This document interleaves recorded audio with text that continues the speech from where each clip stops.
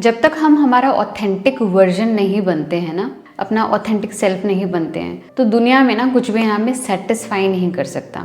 एक अंदर से जो शांति होनी चाहिए ना, एक पीस होना चाहिए, वो हमें नहीं मिलता कहीं पर भी। तो बहुत ज़रूरी है कि हम अपने रियल सेल्फ को पहचानें ताकि हम रियल लोगों से कनेक्ट कर पाएं। Hi guys, thank you for stopping by, thank you for stepping in into your own healing process, because we human being, we co create, we cooperate, we co regulate with each other. हमारी healing का इस humanity पर effect पड़ता है because we all are connected. आज का topic है authenticity. हम कैसे अपना ऑथेंटिक वर्जन बन सकते हैं। पहली बात कि हम ऑथेंटिक क्यों नहीं बन पाते, ऐसा क्या हर्डल है हमारी ऑथेंटिसिटी के बीच में कि हम अपना ऑथेंटिक वर्जन नहीं बन पाते हैं। तो उसके ऊपर पहले डिस्कस करते हैं, देन आई विल शेयर कि कैसे हम अपना ऑथेंटिक वर्जन बन सकते हैं। नंबर 1 थिंग इज हमारी सोशल प्रोग्रामिंग। बचपन से ही ना बहुत सारी चीज़ें ना हमारे ऊपर लाद दी जाती है, बहुत सारे बिलीव सिस्टम लाद दिए जाते हैं। क्या अच्छा है, क्या बुरा है, क्या करना चाहिए, क्या नहीं करना चाहिए, all the shoulds, all the goods,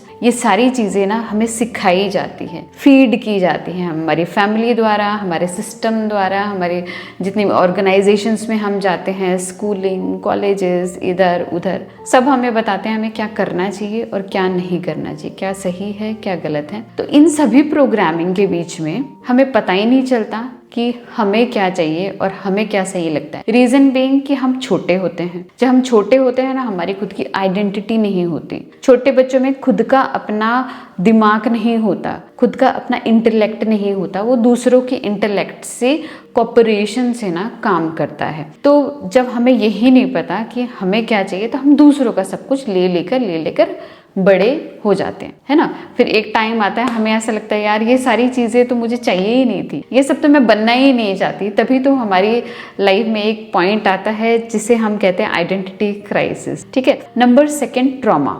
traumatic events जो होते हैं ना, हमारे माइंड को कंप्लीटली चेंज कर देते हैं, हमारे सेंस ऑफ परसेप्शन को कंप्लीटली चेंज कर देते हैं। आज भी मुझे याद है when I was so small, मेरे पेरेंट्स ने ना मेरे जो दादा दादी के पास मुझे छोड़ दिया था और मेरे दोनों सिबलिंग्स को लेकर वो दूसरी जगह चले गए थे। मेरे पापा एयरफोर्स में थे, तो वो अपने ट्रांसफर के साथ बच्चों को लेकर चले गए थे और मुझे गाँव में छोड़ के चले गए थे। तो that time was so traumatic for me कि उसके बाद पता नहीं मुझे क्या हुआ, I became so responsible, I became so disconnected from this world.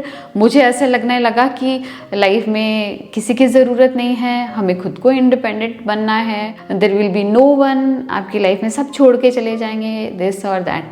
तो ट्रॉमा आपको ना आपका ऑथेंटिक वर्जन बनने से रोक देता है, क्योंकि वो आपके बहुत सारे परसेप्शंस लगा देता है, जिसकी वजह से आपका दिमाग कंप्लीटली चेंज हो जाता है, आप कुछ और ही इंसान बन जाते हो। तो ट्रॉमा आपकी आइडेंटिटी को कंप्लीटली चेंज कर देता है, आप अपना ऑथेंटिक वर्जन नहीं बन पाते हो। Number 3 point is suppressed emotions. जब आपको बोलना चाहिए था, जब आपको खुद को एक्सप्रेस करना चाहिए था, तब आपने एक्सप्रेस नहीं किया। चाहे वो सिचुएशन ऐसी ही हो जहाँ पर आप नहीं एक्सप्रेस कर पाए, चाहे वो आपके बोलने की कैपेसिटी हो जो आपके पास नहीं थी। तो XYZ कोई भी रीजन था, आप खुद को एक्सप्रेस नहीं कर पाए, जिससे क्या हुआ, बहुत सारे इमोशंस ना आपके अंदर सप्रेस होकर रह गए। जो आपको करना चाहिए था वो आपने किया नहीं, आप कुछ और बन गए वो ना करके। तो आपने वहीं पर अपनी ऑथेंटिसिटी को समवेयर दबा दिया, है ना। जब हम खुद को एक्सप्रेस करते हैं, जो हम चाहते हैं वो करते हैं, तभी तो हम अपना ऑथेंटिक सेल्फ बनते हैं। लेकिन जहाँ पर हमें बोलना चाहिए, जहाँ अपने लिए स्टैंड लेना चाहिए, वो नहीं करते हैं, तो हम अपना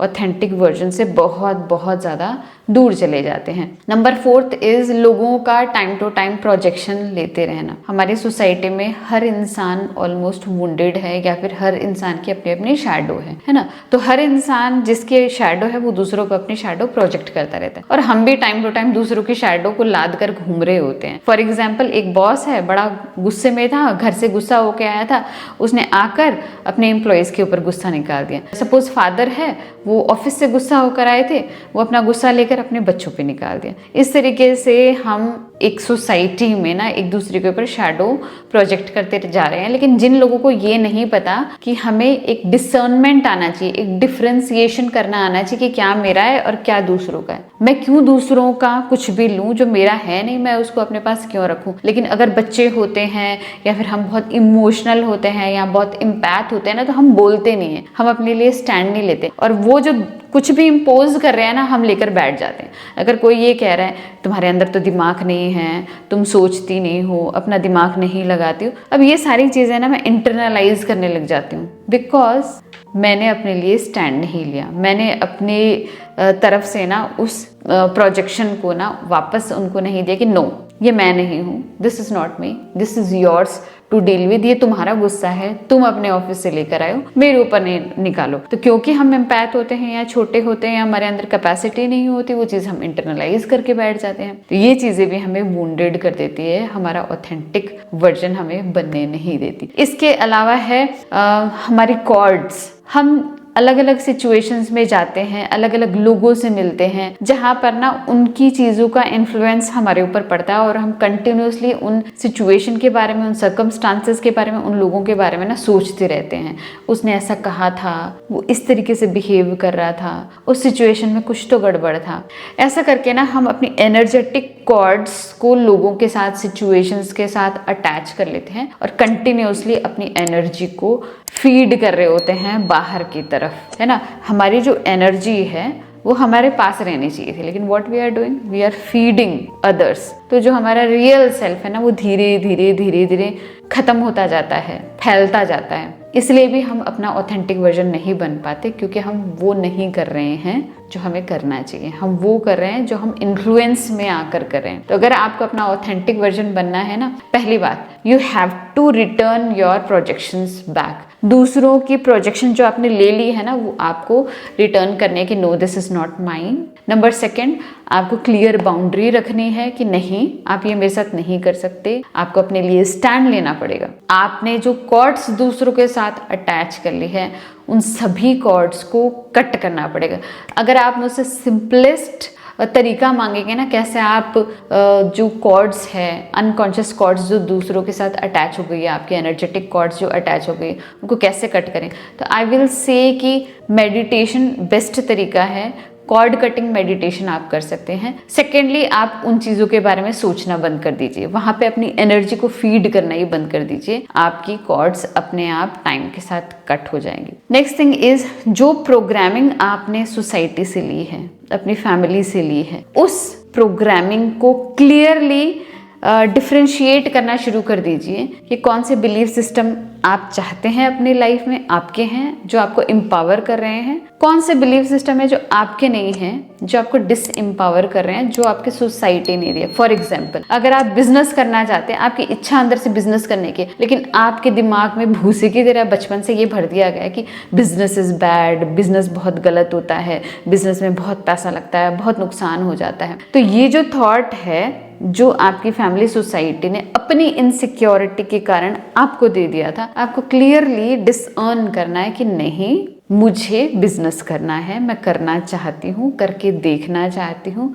अपनी लाइफ को फुल्ली जीना चाहती हूँ। तो ये बिलीफ सिस्टम आपका है, आप रखो। जब मुझे ऐसा लगेगा कि मैं इस चीज़ को कर सकती हूँ या नहीं कर सकती हूँ, मैं इसका हिट एंड ट्रायल कर लूँगी, टेस्टिंग कर लूँगी, और मुझे लास्ट में ऐसा लगेगा कि this is not for me, तब मैं छोड़ दूंगी। एल्स तब तक आप अपने बिलीफ सिस्टम अपने पास रखो। तो ये कुछ तरीके हैं जिससे आप अपना ऑथेंटिक वर्जन बन सकते हो। लेकिन इसके अलावा एक सरप्राइज मैं आपके लिए लेकर आई हूँ कि अगर रियली आप अपना ऑथेंटिक वर्जन बनना चाहते हैं, खुद को फाइंड आउट करना चाहते हैं, खुद को अंदर से हील करना चाहते हैं, अपने ब्रेन को रीवायर करना चाहते हैं विद न्यू प्रोग्रामिंग, तो आपको डीपली रिफ्लेक्ट करना पड़ेगा कि ये जो प्रॉब्लम है, ये जो वूंड है, ये जो बिलीव सिस्टम है, ये जो प्रोजेक्शन है, ये आया कहाँ से, ये किसका है। रिफ्लेक्शन करने के बाद आपको डीपर मेडिटेशन करनी है to let them go, and then आपको अपने ब्रेन को रीवायर करना है, रीप्रोग्राम करना है फॉर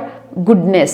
लाइक अच्छे बिलीव सिस्टम आपको अपने ब्रेन में डालने हैं फॉर सक्सेस। अगर आप ये तीनों स्टेप फॉलो करेंगे, रिफ्लेक्शन, मेडिटेशन एंड अफर्मेशन, आप कंप्लीटली खुद को हील कर पाएंगे। तो ये कंप्लीट तीनों स्टेप मैं लेकर आई हूँ अपने कोर्स में, रिक्लेम योर इनर पीस, ताकि आपके अंदर एक सेंस ऑफ पीस जनरेट हो पाए, ताकि आपके ऑथेंटिक वर्जन और आपका ये झूठा मूठा वर्जन, ये जो वुंडेड वर्जन है ना, इसके बीच में कॉन्फ्लिक्ट ना हो, ताकि आप इसको हील कर पाएं और अपना ऑथेंटिक वर्जन बन पाएं, ताकि आपके अंदर एक सेंस ऑफ पीस क्रिएट हो, एक सेंस ऑफ एम्पावरमेंट क्रिएट हो। अगर आप ये कोर्स चेकआउट करना चाहते हैं तो go into the description box and check out the course. और अभी ये कोर्स नया है तो बेस्ट डील प्राइस में है। आई होप आपको आज ये वीडियो अच्छी लगी। अगर अच्छी लगी तो प्लीज़ लाइक कीजिएगा, मेरे चैनल को सब्सक्राइब कीजिएगा। मिलते हैं ऐसे इंटरेस्टिंग वीडियो में, तब तक के लिए बाय।